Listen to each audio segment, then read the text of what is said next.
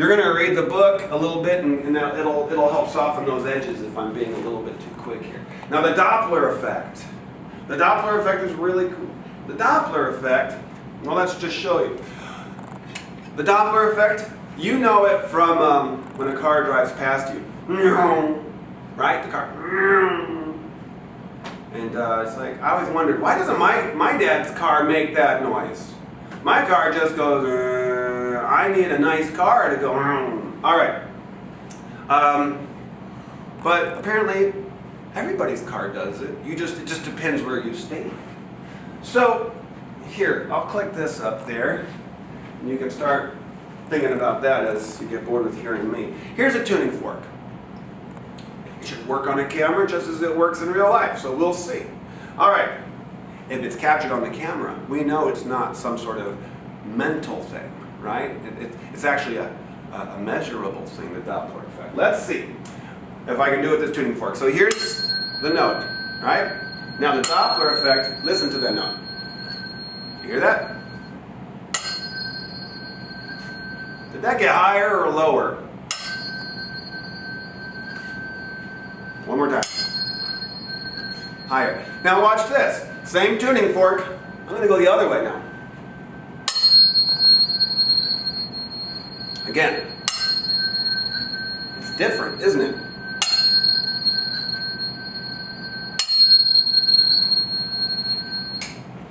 So it went higher as it went towards you.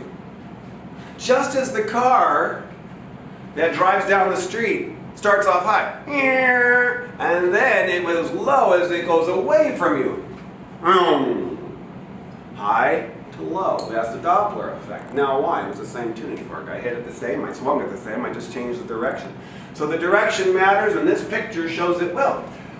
So this ambulance is driving, and it's releasing, let's just think of it as circles, it's releasing sound waves, and these are all perfect circles. These aren't ovals. These are all perfect circles, but they're all askew. All right, so they're all shifted forward. Why are they shifted forward? Because the ambulance is driving. Since the ambulance is driving, each circle is released forward. Now this blue woman here, she's going to get hit by this, they're all squished forward. She's going to get hit by this high frequency. High frequency, our brain turns that into high pitch. Now the person in the red, there's a red man here. He's going to get hit by sound waves too, those same circles. But since they were all released from a farther forward location, compressed up front, this side gets the back end of the bigger wavelengths, the lower frequency, lower pitch. That's the hum. So she's hearing the high pitch and he's hearing the low pitch. Now think about this. What's going to happen when the ambulance passes her? Then she'll be in the wake of sound waves. The wake of sound waves, I like that. And she'll be getting the low frequency. So she's about to hear the same sound waves but stretched out on the back. But remember, they're perfect circles. They're all traveling at the speed of sound, but the ambulance keeps releasing them a little bit more forward. Whatever this animation is, it's jumping forward, jumping forward. You can think of it as a bug jumping through the water, jumping forward, and you can see as it jumps forward, the waves are going to be all bunched up in the front and spread out in the back. There's plenty of YouTubes online. I can put them on, but I'm not going to. You can look them up yourself and just type in Doppler effect, and you'll see a bunch of things pop up that you could watch of people doing examples of it. Cars driving, train whistles blowing, and so forth.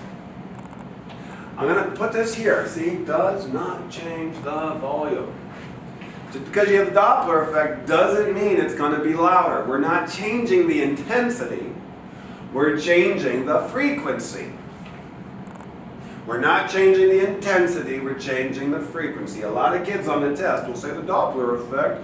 They'll explain the picture just fine and say, and then the waves get louder. You started off so well, but you don't understand the distinction. You can't discern between frequency and intensity apparently. So I want to make sure that you can, all right? And so it doesn't change the volumes. It's the same waves, you're just getting them more often. Bam, bam, bam instead of bam, bam, bam. All right. So it's going to change the note that you hear. Here, look at this. You ever seen one of these before? There's that movie in space with the wizards and all of that, and with the capes and the swords. All right, and the laser guns. All right, Star Wars. So if you're George Lucas and you're sitting there going, hey, I want to make I want to make a movie called Star Wars about wizards and everything in space. And there's going to be sword fights in my movie, princesses and swords and knights and all of these things that don't seem to quite go together. But he makes it work somehow. But here we have, he says, I want to have a sword fight. Like, well, how are you going to have a sword fight in space? He goes, I know, I'm going to make a laser sword. Laser sword. What's this laser sword? Well, we'll call it a lightsaber. All right, got a lightsaber. And then they're going to swing it. All right, and when they swing it, what's this thing going to look like? Because it's going to look really dumb, George. It's going to look really dumb when you got people swinging around cartoons. He goes, you're right. How can I make a cartoon sword fight look cool? Because the whole movie will be ruined if we have one bad scene in there.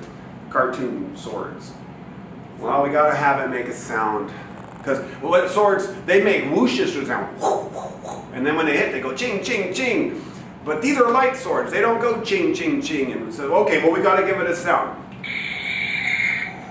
So he puts that hum on. We'll make it sound like robotic. All right, so it's got a hum. So he puts a hum on it. That sounds good.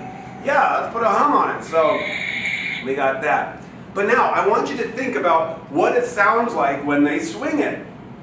We can't just be like hum, hum, hum. Well, you know the sound that lightsabers make. What sound do they make? Right, right? So when they're swinging it, what did he do? Whoever on his staff figured it out said we could put a Doppler effect on it. Just like when Mr. Planck is swinging this thing around, that's what a lightsaber should do. It should have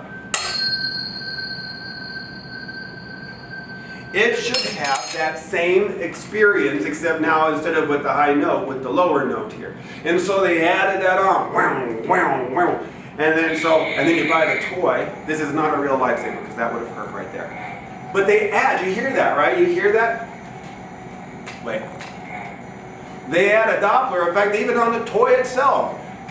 Sort of a cheating one, where you just wiggle it and it goes high-low, high-low.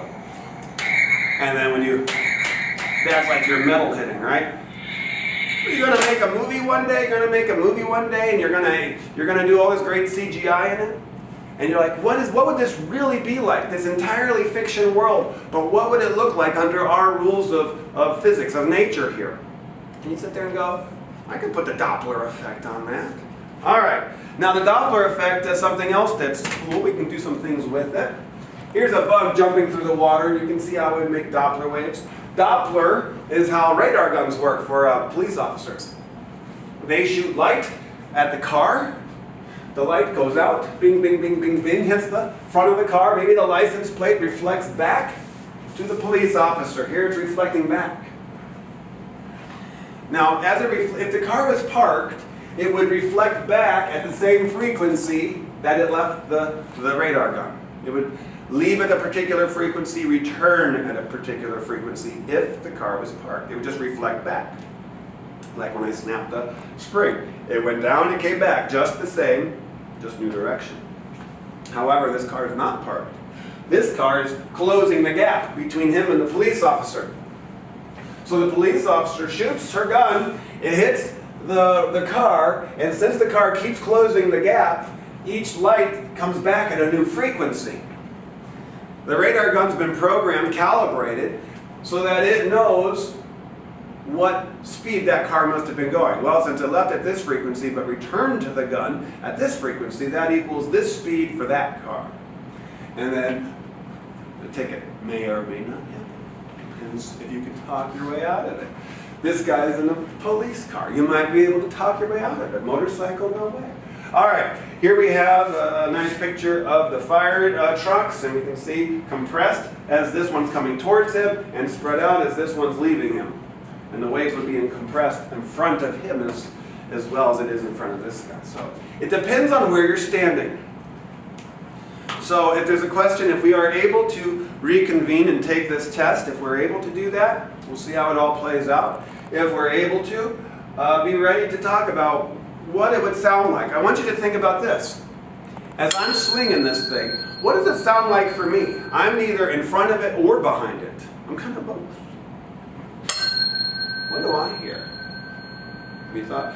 Let me see. I don't know if it's going to show up on the camera, but let me go by your ear. I can't normally do this by a student because I usually hit them in the face when I get too close to kids. So I always stay in the front of the room with this guy. But I can do it by a camera here.